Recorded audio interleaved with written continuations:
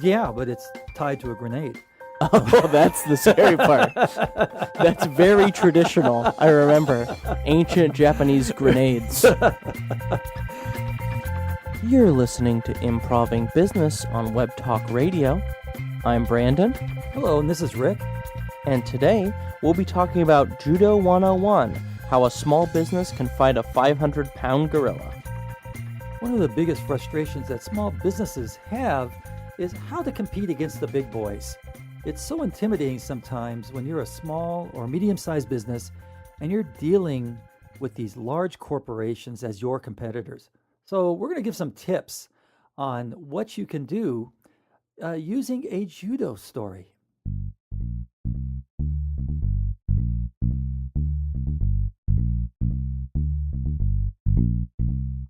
But martial arts back in the 1960s, 1965 to be exact, were a lot different. You remember when you took martial arts, right?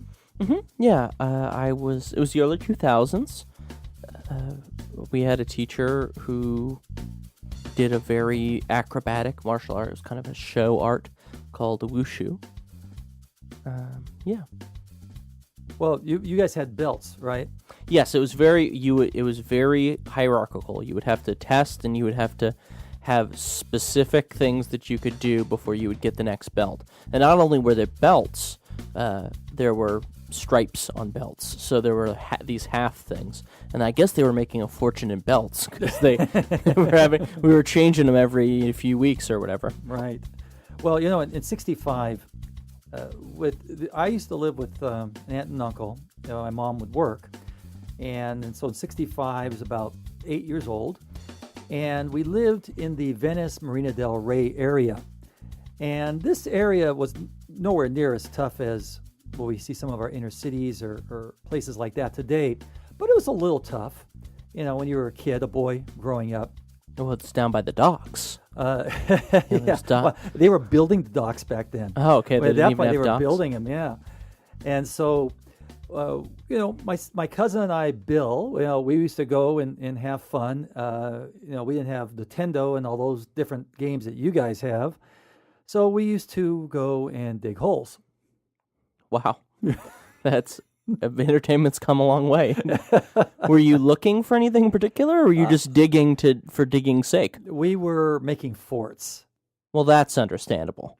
So it was a pastime. So at 8 years old, we used to get a couple shovels and go around the corner to a vacant lot and start digging. However, we would be harassed by older kids. Oh.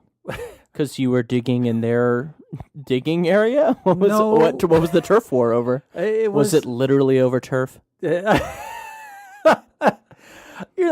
don't know. These guys were like a year, 2 years older than us, and we're just digging holes and pretending we're army men and popping in these holes. And so they would come along and start pushing us around.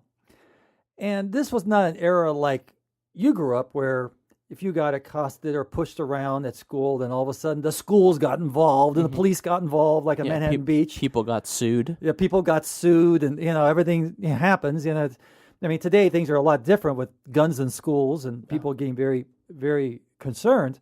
But in the 1960s, boys had to learn to be boys and take care of themselves. So we never really went running home to our mother crying, and then the mother went and talked to the parents, and whatever you would do.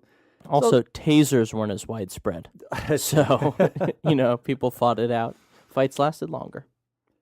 So we would get kind of beat up, pushed around, harassed all the time, every time we would do things. One particular time I remember is that we were digging this lot, and these guys came along. And we're only 8 years old. They're 9, 10. And they start pushing us around and saying they're going to hold us prisoner and all these different things. That didn't make you happy because you were pretending to be in war, a little more realism? I didn't want to be a prisoner of war. I guess so. That's not the most glamorous.